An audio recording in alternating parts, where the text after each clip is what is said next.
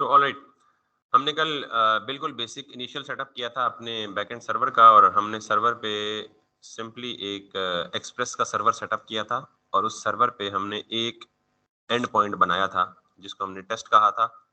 और we were supposing कि जी हम जब भी कोई रिक्वेस्ट स्लैश टेस्ट पे भेजेंगे तो ये वाला जो फंक्शन है ये it will get into action, और ये क्या करेगा, क्लाइंट को रिस्पॉन्ड करेगा। जब हम एपीआईज बना रहे होते हैं तो हमारे पास जो क्लाइंट है ना, क्लाइंट मींस वो मीडियम जो रिक्वेस्ट करता है। हमने क्लाइंट किसको कहा था कल, ब्राउजर को कहा था, मोबाइल डिवाइस भी हो सकती है, कोई और आईओटी डिवाइसेस भी हो सकती हैं, there are tons of range of devices. हमने साथ ये भी कहा था कि हम यानी हमारा सर्वर जब चलेगा, जब लिसनिंग मोड में होगा, तभी ये रिक्वेस्ट्स को एंटरटेन कर सकेगा। हमने रिकॉर्डिंग स्टार्ट की, तभी ये रिक्वेस्ट्स को एंटरटेन कर सकेगा, अदरवाइज जब ये लिसनिंग मोड में नहीं होगा तो रिक्वेस्ट को एंटरटेन नहीं कर सकेगा। तीसरा पॉइंट हमने ये पढ़ा था कि जब भी हम सर्वर में कोई चेंज करेंगे तो सर्वर को रीस्टार्ट करना पड़ेगा, तभी ये वो चेंज को अडॉप्ट करेगा, अदरवाइज वो चेंजेस को अडॉप्ट नहीं करेगा। और चौथा पॉइंट ये करना था कि कल हमारे पास कोई टूल नहीं था, तो हमने सिंपल सर्वर को रिक्वेस्ट कैसे की थी, ब्राउजर के जरिए। ठीक, लेट्स सी। मैं इसको चलाता हूँ जी। हमने इसको करना है नोड, और that is going to be index.js। ये हमारा सर्वर चल रहा था। इसमें हम थोड़ा सा इसमें रेक्टिफिकेशन करते हैं, बिकॉज कल बाकी तारों की इंट्रोडक्शन काफी ज्यादा हो गया था, तो हमें दोबारा उसकी रिपीटेशन करने की जरूरत नहीं है। पहली बात तो ये है कि जब हम सर्वर में कोई भी चेंज करते हैं ना, तो हमें उस चेंज को देखने के लिए, रिफ्लेक्ट करने के लिए सर्वर को क्या करना पड़ता है, रीस्टार्ट करना पड़ता है। एक तो ये नुकसान है कि भाई कौन इतना तरद्दुद करे कि बार बार चेंज करके सर्वर को रीस्टार्ट करे, फिर रीस्टार्ट करे, फिर रीस्टार्ट करे। So this is the problem number 1, we are going to solve it. Problem number 2 ये था कि somehow I don't know what's the reason is कि हम ब्राउजर से रिक्वेस्ट करते थे, आई वाज एक्सपेक्टिंग कि हमारा सर्वर हमें क्या करेगा, रिस्पॉन्ड करेगा, but it was not doing like that. I don't know क्यों still, but we look into that. लेकिन एपीआई लिखने के दौरान टेस्टिंग के लिए एक टूल इस्तेमाल किया जाता है जो प्रोफेशनल्स करते हैं। जो टूल एपीआई टेस्टिंग के लिए बहुत ज्यादा एक्सटेंसिवली यूज होता है, और उसको हम कहते हैं जी, वो है पोस्टमैन। बड़े, तो ये पोस्टमैन क्या है, basically this is a testing tool for API, ठीक है। So download Postman, download the app to get started using the Postman API platform today. So this is basically API testing tool। आप इसको freely download कर सकते हैं जाके, इसे online भी यूज किया जा सकता है, but downloading is always an effective one for me. So आपको जैसे लगे, तो मैं यहाँ से डाउनलोड करूंगा। आपकी विंडो अगर 64 बिट 32 बिट जो भी है उसके लिए, मेरे पास ये ऑलरेडी डाउनलोडेड है, आई होप सो। तो मैं इसको डाउनलोड नहीं करूंगा बल्कि डायरेक्ट रन करूंगा। So let me go that and postman पे जाके सिंपल, जैसे वो कोई भी सॉफ्टवेयर इंस्टॉल करते हैं ना, नेक्स्ट नेक्स्ट नेक्स्ट नेक्स्ट, जैसे हमने वो बाकी बहुत सारे किए, इसी तरह ये भी करेंगे आप, तो हो जाएगा, ठीक है। अब जब ये पोस्टमैन ओपन होगा तो हम पोस्टमैन के थ्रू यहाँ पे रिक्वेस्ट भेजेंगे, ठीक है। तो रिक्वेस्ट करने वाला क्लाइंट मोबाइल डिवाइस भी हो सकती है, पोस्टमैन भी हो सकता है, ब्राउजर भी हो सकता है, कोई और डिवाइस भी हो सकती है, as I told you already.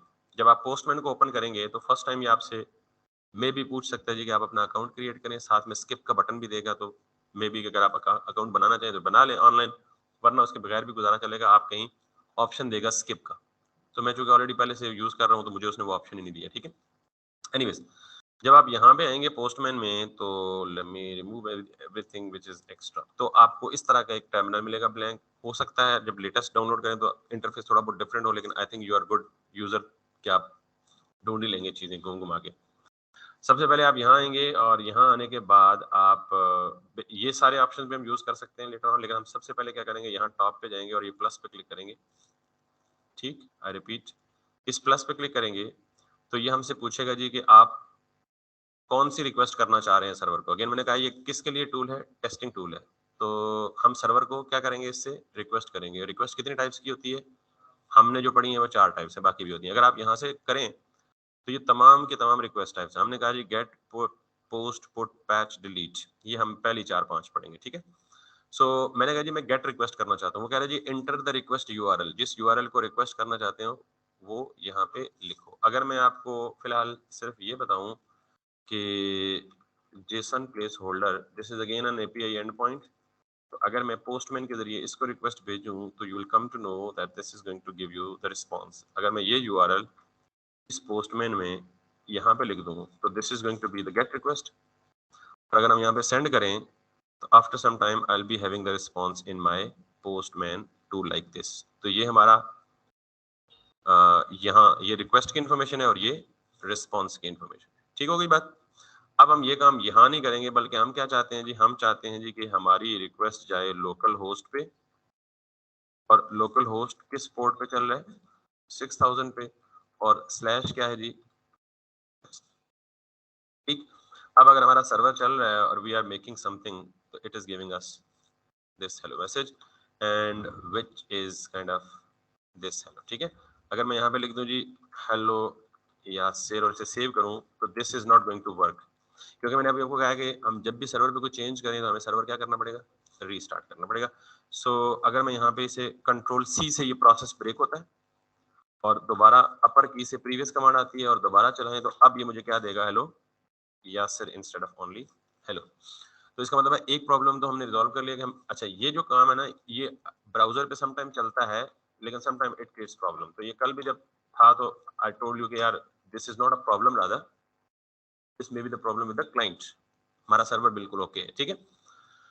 Anyways so हम एपीआई की टेस्टिंग के लिए क्या इस्तेमाल करेंगे, Postman. And you are saying that अच्छा ये तो मैंने कौन सा एंड पॉइंट बनाया, टेस्ट का एक ही पॉइंट बना। अगर मैं इसी चीज को यहाँ से कॉपी करके पेस्ट करूं और यहाँ पे इसको कह दूं जी ए बी सी, तो अब मेरे पास कितने एंड पॉइंट्स बन गए, 2 एंड पॉइंट्स बन गए। ठीक है।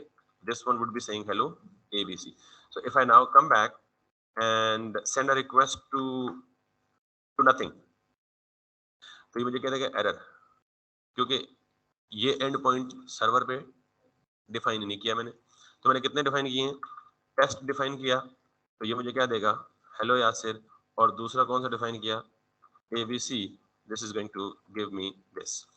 रीजन बीइंग दैट कि मैंने सेव करने के बाद सर्वर को रिस्टार्ट नहीं किया and this is the most common problem. So let's solve that problem. ठीक है, ताकि हमें बार बार खुद रिस्टार्ट ना करना पड़े। So let's go ahead. एक पैकेज है जिसको हम कहते हैं जी नोडमोन। ठीक है। ये क्या करता है, जब भी सर्वर में कुछ चेंज होती है ये ऑटोमेटिक डिटेक्ट करता है और सर्वर को रिस्टार्ट कर देता है। ठीक है। So I will be using this package most extensively. So nodemon, see how much people actually are using it. So now control C for copy, और बल्कि सर्वर वैसे ही हमें ब्रेक करना पड़ेगा। सो मैं यहाँ पे क्या करता हूँ जी, जो कमांड कॉपी किया उसे पेस्ट कर देता हूँ। ठीक है। once I paste it, तो अब अगर आप डॉक्यूमेंटेशन में आए तो आपको यहाँ पे जब भी आपको सर्वर चलाना होगा तो आप क्या करेंगे जी, सिंपली नोडमोन और आगे उस फाइल का नाम जिसको आप चलाना चाहते हैं। ठीक है। So let me show you how. अब हम नोड के बजाय क्या लिखेंगे, नोड मोन और index.js। it says that nodemon command not found, तो probably sometime अगर आपको एरर दे तो आप इसको यहाँ -g के साथ ग्लोबली इंस्टॉल कर लें।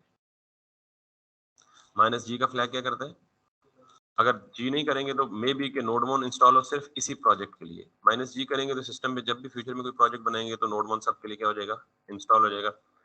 अगर अब भी नहीं चला तो हमें क्या करना पड़ेगा, विजुअल स्टूडियो कोड एक दफा बंद करके दोबारा रीओपन करना पड़ेगा, then it would be fine. ठीक। So now nodemon index.js that's running. ठीक। अब अगर आप देखेंगे कि मैं यहाँ पे जाके एबीसी को रिक्वेस्ट भेजूंगा, सो इट्स रनिंग। अगर मैं एबीसी के बजाय यहाँ पे जाके सर्वर पे कोई और चेंज कर दूं तो लुक एट दैट बॉटम, इस पे देखिएगा एबीसी के बजाय एबीसी एक्स वाई जी कर दे और कंट्रोल एस करूंगा जो ही तो सर्वर ऑटोमेटिकली चेंज डिटेक्ट की रीस्टार्ट हुआ। And if I now come back here ABC X Y, that's pretty much it. लेकिन हमारे पास एक और प्रॉब्लम भी है अभी भी, कि ये भी तरद्दुद है कि हम ये पूरा काम खुद लिखें, नोड मोन इंडेक्स डॉट जेएस। सो हम ऐसी कमांड खुद बना लेते हैं कि हम लिखें npm start फ्रंट एंड की तरह, तो ये कमांड ऑटोमेटिकली पिक कर ले। So we have to go copy this command all the way, और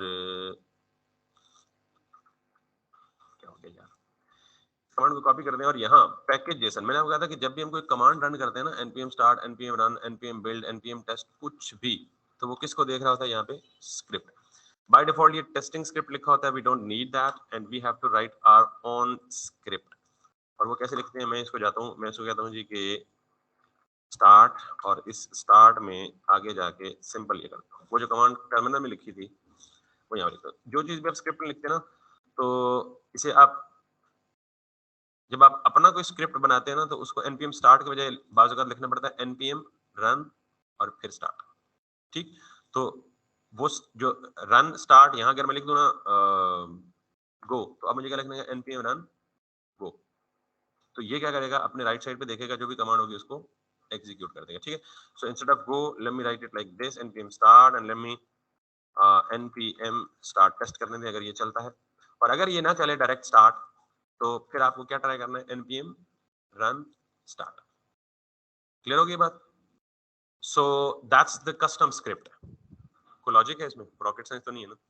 तो ये हमने एक कस्टम स्क्रिप्ट बनाया। इस तरह के हम बहुत सारे स्क्रिप्ट्स बना सकते हैं और वो हम जब कमांड पे चलाएंगे तो वो ऑटोमेटिकली स्क्रिप्ट चलेगी। So that's these were the some basic things. आपने कंग्रेचुलेशन एक एपीआई बना ली 2 एंड पॉइंट्स के साथ। ये सर्वर है और ये 2 एपीआई एंड पॉइंट्स, ये 2 एपीआईज हैं। सर्वर ये है। What is doing? It is in listening mode at port 6000। अब listening mode obviously जब listen करेगा तो आगे कोई entertainer भी होना चाहिए ना। ये basically क्या कर रहे हैं? उस request को listen करके उसको entertain कर रहे हैं। So अब whatever request I'll be sending on test, this callback action will come into play। अच्छा, अगर मैं टेस्ट के लिए एक को हटा देता हूँ और अगर मैं ये rest डॉट सेंड नहीं लिखता, मैंने कल एक बात बताई थी आपको कि request response life cycle complete होना चाहिए। अगर ये कंप्लीट नहीं होता, मैं यहाँ पे लिख देता हूँ लॉग, यहाँ पे लिख देता हूँ जी hello, server got restarted and if I send a request it straight away is going to show error. लेकिन अगर मैं यहाँ पे आऊँ, लेट मी शो नेक्स्ट, मैं इस पे क्लिक करूँ तो ये रिक्वेस्ट क्या हुई हुई है? फॉल्ट हुई हुई है। मैंने कहा था कि जब कोई सर्वर पे रिक्वेस्ट जाती है तो सर्वर को या तो एरर के साथ या डेटा के साथ रिस्पांस लाजमी करना है। ऐसा मुमकिन ही नहीं है कि सर्वर रिस्पांस, और अगर सर्वर रिस्पांस ना करे तो क्लाइंट बैठ के शक्ल देखेगा, तो 10 मिनट देखेगा, 15 मिनट देखेगा, 20 मिनट देखेगा, एक मखसूस टाइम के बाद यहाँ एरर देगा कि रिक्वेस्ट टाइम आउट। ठीक है, यानी सर्वर कॉन्फ़िगर्ड होता है ऑटोमेटिकली कि वो एक मखसूस टाइम तक रिक्वेस्ट के रिस्पांस का इंतजार करता है। रिस्पांस ना मिले तो रिक्वेस्ट टाइम आउट का एरर आ जाता है। ठीक है, और ये अगर ये देखें, ये रिक्वेस्ट गई है तो सर्वर पे आ गया हेलो, तो ये हेलो क्लाइंट को क्यों नहीं गया? क्योंकि मैंने यहीं पे कंसोल लॉक कर दिया, वापस साइकिल को कंप्लीट ही नहीं किया, साइकिल ब्रेक कर दिया। तो request response cycle is important thing.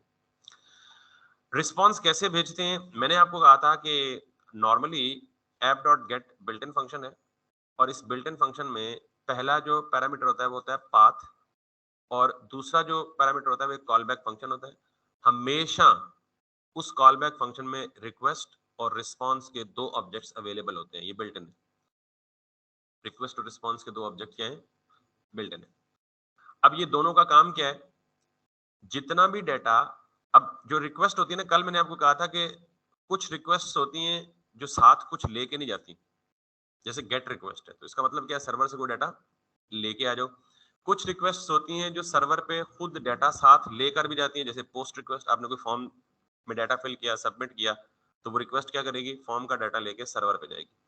तो अगर रिक्वेस्ट कोई डाटा लेके आ रही है तो वो डाटा हमें कहाँ अवेलेबल हो जाएगा? खुद ही रिक्वेस्ट के ऑब्जेक्ट में। इनके नाम कुछ भी हो सकते हैं, REQ RES कन्वेंशन है, अदरवाइज नाम इनका कुछ भी हो सकता है। ठीक है, बट जो भी डाटा, इन ये बहुत बड़े बड़े ऑब्जेक्ट है, इनमें बहुत रिच काइंड ऑफ इंफॉर्मेशन होती है। तो जो भी रिक्वेस्ट में डाटा यूजर भेजेगा वो किधर मिलेगा हमें? और रिस्पांस ऑब्जेक्ट का मकसद ये होता है कि जो भी डाटा आपने वापस क्लाइंट को भेजना है उसको किस में डाल के भेजेंगे? रिस्पॉन्स के ऑब्जेक्ट में डाल के भेजेंगे। तो ये यूं समझे कि ये दो बर्तन है, एक बर्तन किसके लिए है? दूध लाने के लिए, दूसरा किसके लिए? दूध भेजने के लिए। दूध की एग्जांपल दे रहा हूँ, डेटा। क्लियर होगी बात? सो नाम से जाहिर है request means it is containing the information about the request and response means. अच्छा, अब हम जरा इनको इनको जरा कंसोल करके देखते हैं कि ये बड़े बड़े ऑब्जेक्ट करते क्या है। मैं यहाँ पे लॉग करता हूँ किसको? रिक्वेस्ट को, ऑब्जेक्ट को। ठीक है, तो अब ये तो हॉल्ट ही रहेगा। देखें, ये इसने कहा could not gate response this this this this वगैरह वगैरह। ठीक है, अब अगर मैं करूंगा तो ये तो हॉल्ट ही रहेगी, लेकिन सर्वर पे मुझे क्या मिल जाएगा? वो पूरा का पूरा रिक्वेस्ट का object. So can you see कितना बड़ा ऑब्जेक्ट है ये, और इसमें सारी की सारी इंफॉर्मेशन किस फॉर्म में? की वैल्यू की वैल्यू की value. So how big this object is? oops oops oops oops oops oops oops। यहां से स्टार्ट हो रहा है। ठीक है जी, इसमें कुछ काम की इन्फॉर्मेशन है, कुछ हमारे काम की फिलहाल नहीं है, कुछ एडवांस के लिए है, कुछ बहुत एडवांस के लिए है, कुछ बहुत बहुत बहुत एडवांस के लिए है, लेकिन सारी इन्फॉर्मेशन जो है बड़ी यूजफुल है। ठीक है, मिसाल के तौर पे ये देखें, रिक्वेस्ट टाइम आउट कितना सेट हुआ है? 3 लाख मिली सेकेंड्स। तो 3 लाख मिली सेकेंड को मिनट में कन्वर्ट करें तो ये उतने टाइम तक इंतजार करेगा, अगर रिस्पॉन्स नहीं मिलेगा तो क्या कर देगा? Bye bye. ये सारी चीजें यहाँ पहले से मौजूद है। ठीक है, इसी तरह हेडर्स टाइम आउट वगैरह वगैरह वगैरह, ब्ला ब्ला ब्ला ब्ला। कुछ चीजें हैं जिनकी obviously I didn't work with, मुझे भी अंडरस्टैंडिंग नहीं है कुछ, तो हम इनमें से 4 से 5 चीजें यूज करेंगे रिक्वेस्ट और रिस्पॉन्स में से। पर आपको पता होना चाहिए कि ये रिक्वेस्ट के ऑब्जेक्ट में बहुत ज्यादा किस्म की इंफॉर्मेशन पड़ी हुई है। अब अगर मैं रिक्वेस्ट के बजाय रिस्पॉन्स करूं तो कुछ चीजें डिफरेंट होंगी, काफी सारी कॉमन भी होंगी। ठीक है, so let me go ahead. Server restart हुआ है और अब दोबारा अगर यहाँ से रिक्वेस्ट करूंगा तो अब जो ऑब्जेक्ट कंसोल लॉग होगा वो कौन सा होगा?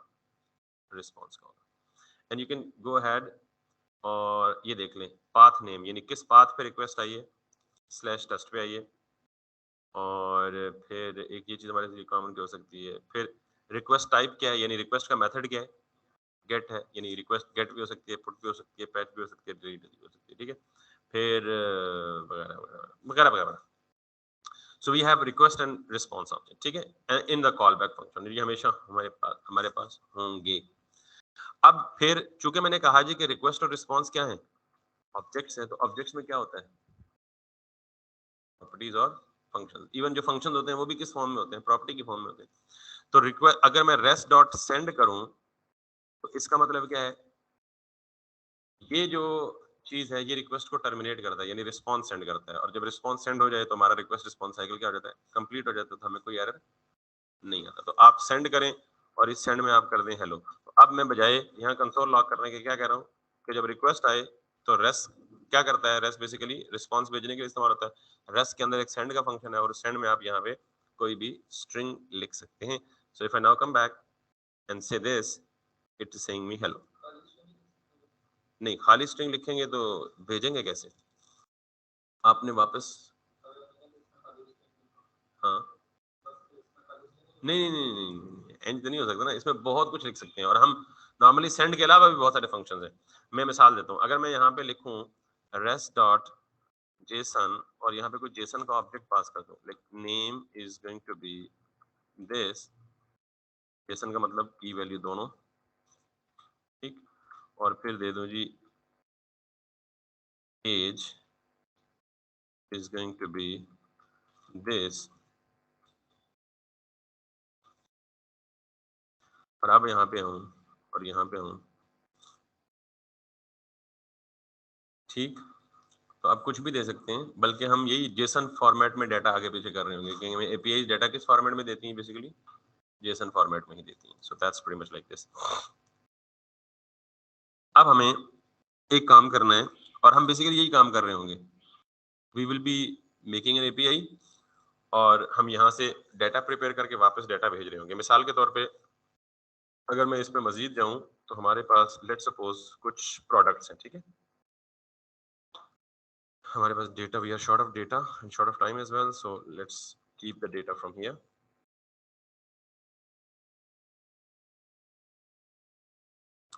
मिसाल के तौर पे we are having these much posts, ठीक है, और हम 100 आइटम्स हैं, तो क्या हो गया यार, 100 में से हम सपोज करते हैं कि कुछ 13 प्रोडक्ट्स, ठीक है, इंट्रोड्यूस है ना, कॉन्स्ट इंट्रोड्यूस दिस दिस। तो ये बेसिकली क्या है, हमारा डेटा सोर्स जो सर्वर पे पड़ा हुआ है, और हमने यहाँ पे जेसन में क्या भेजा है जी, जेसन में हम भेजने लगे हैं TODOS, to do's में। ये फ्यूचर में हम क्या करेंगे, ये हमने यहाँ हार्ड कोड कर दिया ना डेटा, फ्यूचर में ये डेटा की रिक्वेस्ट हम इस अपने सर्वर को किससे कनेक्ट करेंगे, डेटाबेस से, और डेटा कहाँ से ला रहे होंगे, अपने डेटाबेस से, और इस एंड पॉइंट पे जब रिक्वेस्ट आएगी तो ये डेटा हमें मिल जाएगा। So let's see now, if we make a request to the test, तो हम इसे यहाँ पे क्या करेंगे, that's pretty much it. Todos और टू डूज क्या गया हमें अरेज, तो अब फ्रंट एंड को पता है आप इसको कैसे कंज्यूम करते हैं front end, so that's pretty much like we will keep on doing thing like that, ठीक है। तो अब हमने लेट्स सपोज इसको हम करते हैं जी टू डूज, क्योंकि बेसिकली तो ये टू डूज, और ये टू डूज कब काम करेगा, जब हम यहाँ पे क्या करेंगे, अपना endpoint TODOS, todos. So if I now make a request to to-dos, I'll be getting the response, the data from the backend or from the server. That's the flow. That's the basic flow. ठीक है, चलिए आगे। अब normally हमारा जो हमारी जो backend की एप्लीकेशन होती है ना, उसको हम एक डिजाइन पैटर्न है जिसे हम कहते हैं MVC, यानी बेसिकली छोटी मोटी एपीआई के लिए तो ये काम चल जाएगा, लेकिन हम ज़ाहिर है छोटी मोटी तो नहीं करेंगे, हम एक पूरा फुल फ्लेज ई-कॉमर्स बनाएंगे प्रोजेक्ट, और वो बहुत कॉम्प्लेक्स होएगा। उसमें ऑथराइजेशन होगी, ऑथेंटिकेशन होगी, यूजर लॉगिन लॉगआउट सिस्टम होगा, फिर बहुत सारे राउट्स होंगे, बहुत सारे काम होंगे। तो हम क्या करते हैं, यहाँ पे सेपरेशन ऑफ कंसर्न करते हैं कि ये जो पार्ट है ना, ये फंक्शन क्या लिखता है, लॉजिक, और लॉजिक हमारी बहुत सारी कॉम्प्लेक्स भी हो सकती है। तो हम क्या करते हैं, ये जितने भी फंक्शंस है ना जो एपीआई के लिए लॉजिक हैंडलिंग करेंगे, उनके लिए हम बैकएंड पे नॉर्मली एक सेपरेट फोल्डर बनाते हैं और उसको नाम देते हैं कंट्रोलर्स। ये रिक्वेस्ट को कंट्रोल कर रहे होंगे, ठीक। इस फोल्डर के अंदर अब चूंकि कंट्रोलर्स मल्टीपल हो सकते हैं, तो हम कहते हैं जी इसको, ये क्या है, that is going to be todo controller dot JS, clear. तो हम बजाय सारा कुछ सर्वर पे करने के, ये वाला यहाँ से कट करेंगे और यहाँ पे इसको क्या करेंगे, पेस्ट करेंगे, और इसे कहेंगे जी कि export const at all todos equals to this. जो काम हम फ्रंट एंड में करते हैं, इसमें कोई रॉकेट साइंस है, सिंपल, हमने वही फंक्शन उठा के इधर पेस्ट कर दिया, इसको नाम दे दिया export const get all todos. ये यहाँ से एक्सपोर्ट हुआ, तो अब ज़ाहिर है ये टू डूज कहाँ से देगा, इसके पास तो है ही नहीं, टू डूज तो इधर ही रह गए, तो ज़ाहिर है डाटा भी इधर ही लाना पड़ेगा ना। फ्यूचर में हम ये डाटा बेस से लाएंगे डाटा, लेकिन अभी के लिए इसको ऑब्वियसली वापस रिस्पॉन्स देने के लिए टू डूज भी तो चाहिए। लेट मी कोलैप्स इट, आप इसको सेपरेट फाइल में भी रख सकते हैं। तो अब ये चीज़ हो गई बिल्कुल साफ सुथरी, लेकिन अब जब रिक्वेस्ट आएगी टू डूज के ऊपर, तो ये रिस्पॉन्स क्या करेगा, इसमें तो है ही नहीं। तो हम क्या कर सकते हैं, इंपोर्ट कर सकते हैं, import get all todos, और हम यहाँ पे इसको उठा के ये कर सकते हैं। Isn't it much more neat and clean? ऐसे ही है ना। अब हम जाकर रिक्वेस्ट करेंगे तो पॉसिबली एक एरर आ सकता है, और मैं उस एरर को फिर बाद में बताऊंगा क्या है। This is what I was expecting कि पॉसिबली एक एरर आ सकता है। तो आप यहाँ जाएंगे तो बिल्कुल ऑल द वे नीचे जाएं, तो ये एरर आएगा related to the import export kind of thing, ठीक। नॉर्मली ये एरर तब आता है कि हमने ना यहाँ पे थोड़ा सा ट्वीक खेला है, कि हमने टाइप मॉड्यूल करके इसको जबरदस्ती ES6 वाला सिंटेक्स लेने पे मजबूर किया है। तो इसकी एक लिमिटेशन है कि आप जब ये काम करते हैं तो आपको यहाँ पे एक्सप्लिसिटली फाइल की एक्सटेंशन देनी पड़ती है, लाइक फ्रंट एंड के बरक्स। वापस सर्वर हमारा चल गया, और अब हम अगर इसे रिक्वेस्ट करेंगे तो आई एम होपिंग कि this error would not going to show up in here. ठीक होगी बात, क्योंकि फ्रंट एंड में ये सारा कुछ हमने खुद अपने हाथ से तो नहीं किया था, हमें आधे से ज्यादा काम तो वो स्कैफोल्डिंग ने करके बिल्ट इन दे दिया, तो हम यहाँ जितने काम करेंगे कोई एरर आएगा तो मैं आपको उसकी रीजन बता दूंगा ये क्यों हो रहा है, ठीक है। तो जब यहाँ पे आप इंपोर्ट का सिंटैक्स यूज करेंगे तो इंपोर्ट के सिंटैक्स के लिए आपको फाइल की एक्सटेंशन देनी, और ये हमारे अपने जो मॉड्यूल्स बनेंगे उनके लिए होगा। जो किसी लाइब्रेरी के जैसे मैंने एक्सप्रेस को किया तो उसके लिए हमें एक्सटेंशन देने की जरूरत नहीं पड़ी। क्लियर हो गई बात? बिल्कुल कर सकते हैं, लेकिन रिक्वायर ES5 का सिंटैक्स है ना, हम मॉडर्न लोग हैं ना यार, हम आगे चल रहे हैं ना, पीछे थोड़ा ही जा रहे हैं हम। अब मैं अगर वो रिक्वायर वाला करता तो फिर आप कहते सर जी वो उधर इंपोर्ट था इधर रिक्वायर था, तो हम जो दो डिफरेंट मुश्किल हो रहा है, तो मैंने इसलिए मैच कर लिया ना, मैं जो उधर कर रहे थे वही इधर करें, आपको प्रॉब्लम हो। अगर आप रिक्वायर वाला करना चाहते हैं you are more than welcome, वो चलेगा, उसके लिए कुछ एडिशनल करने की जरूरत नहीं पड़ेगी। एनीवेज जी, यहाँ तक क्लियर हो गई बात। अब आप यही काम करते रहेंगे जी कि मिसाल के तौर पे अब आपने किया जी गेट ऑल टू डूज, तो आप अगर इस एपीआई को देखें जो रिमोट पे लिखी हुई है, तो अगर आप पोस्ट के बाद पोस्ट की, अच्छा ये टू डू नहीं है पोस्ट है, we should have copied the array of todos because in that case we todos, तो हम कितने कर लेते हैं, 30 कर लेते हैं।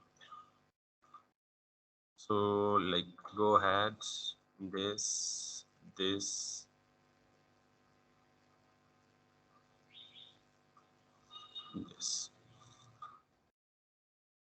ठीक है। तो हमारे पास list of all todos आ गई। अब आपको पता है कि नॉर्मली एपीआई में हमने गेट ऑल टू डू के बाद गेट सिंगल टू डू भी किया था। अगर हम स्लैश टू डूज स्लैश 1 करें तो हमें एक इंडिविजुअल टू डू मिल सकते हैं। वो आपको पता है, याद है ना, डिटेल पेज पे क्लिक करें तो आप सिंगल एक टू डू के डिटेल पेज पे चले जाते हैं। तो अब हम एक और एंड पॉइंट बनाएंगे, और उस एंड पॉइंट का क्या पर्पस होगा, गेट ऑल टू डू के बजाय मैं ये कहूंगा जी कि todos slash 1, sorry slash routing का ये स्टाइल पड़ा है ना फ्रंट एंड पे, कि स्लैश आईडी क्या बन जाएगा, ये जो कॉलन आईडी वेरिएबल बन जाएगा, ठीक। और अब यहाँ पे गेट ऑल टू डू के बजाय हम क्या कर सकते हैं, गेट टू डू बाय, ये फंक्शन डिफाइन ही नहीं है, इसको हम यहाँ से इंपोर्ट कर सकते हैं और यहाँ जाके इसको क्या कर सकते हैं, डिफाइन कर सकते हैं। मुश्किल है कुछ? कोई मुश्किल नहीं है ना, क्योंकि आपने फ्रंट एंड अच्छी खासी खंगाल के पड़ी हुई है, हमें बैकएंड में बहुत आसानी हो जाएगी। अब हमने get todo by ID. अब प्रॉब्लम ये है कि हमने इसके रिस्पॉन्स में सारे टू डूज तो देने नहीं है, पहले देख लेंगे ये एंड पॉइंट काम कर रहा है या नहीं कर रहा। सो हम कहते हैं जी जेसन में मैसेज में hello from get single todo. अब जब मैं यहाँ पे एंड पॉइंट क्या है, slash todo slash ID, and let me go ahead. अब ये एंड पॉइंट आपको बार बार चेक करना है, तो आप इस पे चेंज करने के बजाय इसको कॉपी करें और एक नया एंड पॉइंट यहाँ बना लें। तो get todo slash ID, तो what currently it is going to do, hello from single todo, यानी रिक्वेस्ट यहाँ पे हिट हुई, यहाँ से इसने भेज दिया इसको किधर, कंट्रोलर की तरफ, कंट्रोलर में आई, यहाँ से इसने ये वाला मैसेज वापस भेज दिया। क्लियर? अब यहाँ दो काम है। पहला काम तो ये है कि यहाँ पे हम सिर्फ एंड पॉइंट दे रहे थे, कोई डाटा नहीं भेज रहे थे। यहाँ पे हम एंड पॉइंट भी दे रहे हैं लेकिन एंड पॉइंट के साथ डेटा भी पास कर रहे हैं, और डेटा किस फॉर्म में पास कर रहे हैं, यूआरएल पैराम्स की फॉर्म में। इसको हम वहां भी हमने पैराम्स बोला था ना, पैराम्स क्या था बेसिकली, पैरामीटर्स की शॉर्ट फॉर्म थी। क्लियर हो गई बात? तो अब हमें इस केस में यूआरएल के साथ डेटा भी भेज रहे हैं, तो लेट्स सी कि ये डेटा हमें कहाँ मिलेगा। तो अगर हम यहाँ पे आए ना, तो रिक्वेस्ट में जितना भी डेटा हम भेजेंगे वो हमें कहाँ मिलेगा, ये पढ़ लिया ना हमने। तो अगर मैं यहाँ पे जाऊं और आपको सिर्फ कंसोल करके दिखाऊं, console dot log REQ, REQ एक बहुत बड़ा ऑब्जेक्ट है, उसमें पैरम्स के नाम से एक की है, रिक्वेस्ट डॉट, जितने भी पैरम्स भेजेंगे वो सारे के सारे कहाँ रिसीव होंगे, रिक्वेस्ट डॉट, और एक ऑब्जेक्ट की फॉर्म में रिसीव होंगे। Let's see if I did it correctly. यहाँ तो कुछ नहीं है क्योंकि रिक्वेस्ट डॉट पैरम्स को हमने सर्वर पे लॉक कराया, तो रिक्वेस्ट डॉट पैरम्स में क्या आ गया, आईडी कॉलर 2। अब ये आईडी कहाँ से है और ये 2 कहाँ से है? ये आईडी जो है ये वाला वेरिएबल नेम है, यहाँ पे प्रोडक्ट आईडी जो कुछ भी देंगे ये नाम, और ये जो इस आईडी के अगेंस्ट 2 डेटा है ये कहाँ से आया, जो यहाँ से यूजर ने भेजा है। मेक सेंस और नॉट? लेट मी चेक, इसको मैं 5 कर देता हूँ और इसको आईडी के बजाय क्या कर देता हूँ, PODO आईडी। तो अब यहाँ पे जो ऑब्जेक्ट बनेगा वो क्या बनेगा, टू डू आईडी कॉलन 5। ठीक है, let me see, my request is successful, todo ID 5। So this is working just like the params in the front end, except that यहाँ पे हमें, क्योंकि यहाँ रिक्वेस्ट सर्वर पे जा रही है, तो सर्वर पे रिक्वेस्ट की जितनी इंफॉर्मेशन है वो रिक्वेस्ट के ऑब्जेक्ट में ही होगी। अब डॉट करके उसमें से निकाल लें, तो हमने क्या निकालना था, पैरम्स। अगर मल्टीपल पैरम्स होते तो ऑब्जेक्ट में मल्टीपल प्रॉपर्टीज रिसीव हो जाती, रिसीव करने का तरीका ये है। तो अब चूंकि ये ऑब्जेक्ट फॉर्म में है तो मैं इसे ये कर सकता हूँ, कॉन्स्ट डीस्ट्रक्चर नहीं कर सकता? किसी को एतराज है तो बता दे। ऑब्जेक्ट में से आईडी निकालने का ये तरीका ठीक नहीं है? हो गया ना? अब मैं इस आईडी को इसमें से फिल्टर कर सकता हूँ ना, ये अरे है ना, टू डूज की अरे में से मुझे क्या वापस क्लाइंट को क्या भेजना है, एक प्रोडक्ट। वो एक प्रोडक्ट कहां से आएगा, उस अरे में से पहले ढूंढूंगा कि अगर इस अरे में इस आईडी से मैचिंग कोई रिकॉर्ड है तो वो दे दो, वरना सॉरी बोल दो। ठीक, नाउ ये काम भी आपने किया हुआ है, टू डूज डॉट 3 फंक्शन है, फाइंड, फिल्टर, मैप। फाइंड क्यों लगा रहा हूं, because user is sending ID, ID हमेशा क्या होती है, यूनिक, और फाइंड क्या रिटर्न करता है, पहला matching record from the whole array. अगर यूजर टाइटल भेजता तो फिर हम क्या करते, फिल्टर करते। ग्रेट, क्लियर होगी बात? सो मैंने कहा जी इसको हम कहते हैं जी एक टू डू निकालें इसमें से, और कॉल बैक फंक्शन में आके todo dot ID equals to ID sent by the user and that will be equal to probably to do।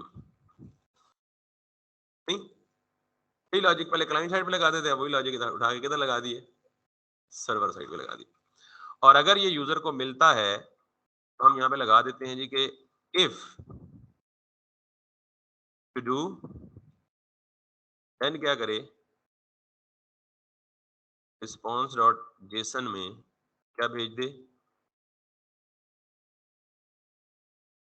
अगर की और वैल्यू सेम हो तो एक लिख सकते हैं ना, अगर ना मिले तो रिस्पॉन्स लाजमी दो, और वो क्या लिखो,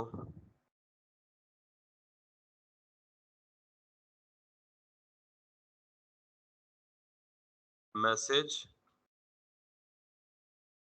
sorry no todo found. Let me see, अगर मैं यहाँ पे कोई भी ओल फोल कह दूं 233 नंबर की आईडी का प्रोडक्ट हो, सॉरी, और अगर मैं यहाँ पे कोई वैलिड आईडी दे दूं, लेट्स सपोज 5 दे दूं, बम, हम तो बैकएंड सारा सीख गए भाई एक दिन में। ठीक है, तो इसका मतलब ये है कि you can understand the power of JavaScript, कि एक ही language front end back end database, अभी डेटाबेस करेंगे तो वो भी बहुत मजा आएगा आपको, बिल्कुल सिंपल, क्योंकि आप बहुत ज्यादा टाइम जावास्क्रिप्ट फ्रंट एंड पे कर चुके हैं तो आपको बैक एंड में मुश्किल नहीं होगा, आपको सिर्फ फ्लो समझना है चीजों का। एनीवेज जी, हम ये कर चुके हैं जी, get all todo, get todo by ID. अब डिलीट टू डू, तो डिलीट टू डू में हमने फिल्टर करके इस अरे में से एक आइटम डिलीट किया हुआ है ना रिडक्स में, वही लॉजिक करेंगे। लेकिन ये काम तो हम फ्रंट एंड पे कर चुके हैं, इससे जान छुड़ाएंगे, हमने ये काम नहीं करना। हमने बेसिकली डिलीट, ऐड, अपडेट कहाँ करना है, डेटाबेस में करना है, मतलब ये है। लेकिन फ्लो एग्जैक्टली यही है, सिर्फ फर्क क्या होगा कि बजाय मैं अरे में से फाइंड करके वापस रिस्पॉन्स देने को क्या करूंगा, डेटाबेस में रिक्वेस्ट भेजूंगा और डेटाबेस से ये सारे काम करूंगा। बजाय ये सारे प्रोडक्ट यहीं से इस अरे को उठा के रिटर्न करने को मैं कहां से लेके आऊंगा, डेटाबेस से ले आऊंगा। And that is not as simple as it looks. इसमें थोड़ा सा ट्रिकी पॉइंट अभी आना है। बहरहाल, अब मुझे बताएं कि टू डू एक रिसोर्स है, एक रिसोर्स पे कितने ऑपरेशंस हम परफॉर्म कर रहे होते हैं, get all todo, get todo by ID, add todo, delete todo, update todo. एक रिसोर्स में मैक्सिमम 5 ऑपरेशन परफॉर्म होते हैं, या तो हम उसे ऐड करेंगे, या उसे डिलीट करेंगे, या उसे अपडेट करेंगे, या गेट ऑल करेंगे, या गेट वन करेंगे। ठीक, तो इसका मतलब ये है कि टू डू के कंट्रोलर में कितने फंक्शंस लिखे जाने हैं, 5। अब आप किसी कॉम्प्लेक्स प्रोजेक्ट में जाएं ई कॉमर्स में, तो ई कॉमर्स में यूजर्स भी होते हैं, ई कॉमर्स में प्रोडक्ट्स भी होते हैं, ई कॉमर्स में ऑर्डर्स भी होते हैं, ई कॉमर्स में बहुत सारे और भी होते हैं। तो आप अंदाजा लगा लें कितने कंट्रोलर्स बनेंगे। एक कंट्रोलर यूजर का, तो एक कंट्रोलर के अंदर कितने फंक्शन बनेंगे, get all users, get single user, delete user, update user, add user.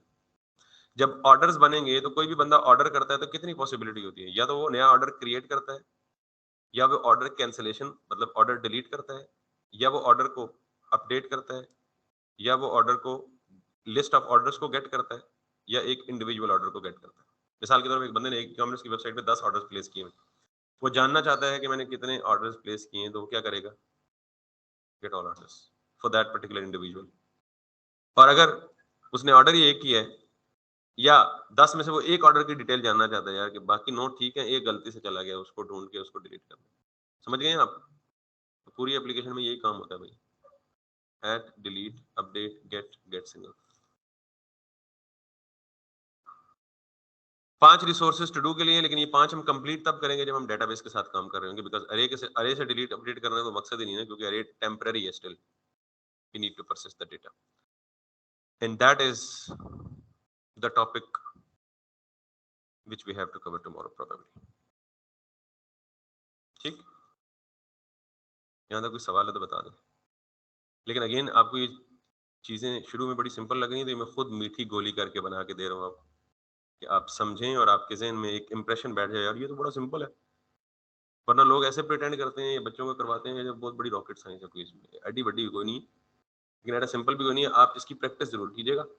तो कल हम इंशाल्लाह डेटाबेस कनेक्टिविटी करेंगे। डेटाबेस का कल का लेक्चर आधा थ्योरेटिकल होगा, लेकिन वो थ्योरी जिस तरह अभी आपको ये चीजें बहुत आसान लग रही ना, इसकी वजह पता है क्या, पहले दिन हमने इसकी सारी थ्योरी पढ़ ली है कि रिक्वेस्ट क्या होता है, ये गेट क्या होता है, पोस्ट क्या होता है। हाँ, लिंक नहीं किया, क्योंकि पहले हम कोई मीनिंगफुल एपीआई बनाएंगे ना, अभी लिंक करने का क्या फायदा। अगर ये लिंक करना है तो फिर ये अरे तो फ्रंट एंड में हम कॉपी पेस्ट कर सकते हैं इसको डेटाबेस के साथ लिंक करेंगे, डेटाबेस से प्रोडक्ट लाके पहले हम पूरी एपीआई बनाएंगे।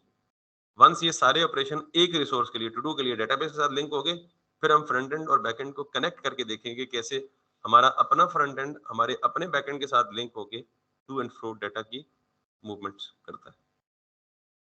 सो that's pretty much the basic.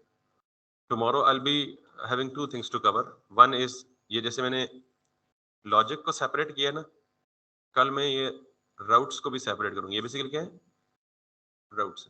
कल मैं इनको भी सेपरेट करूंगा, एक अलग फाइल में रखूंगा।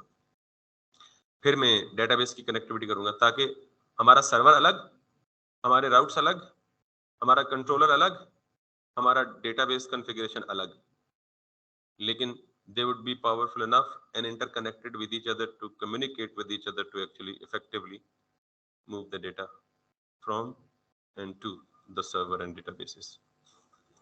Any question up to this point?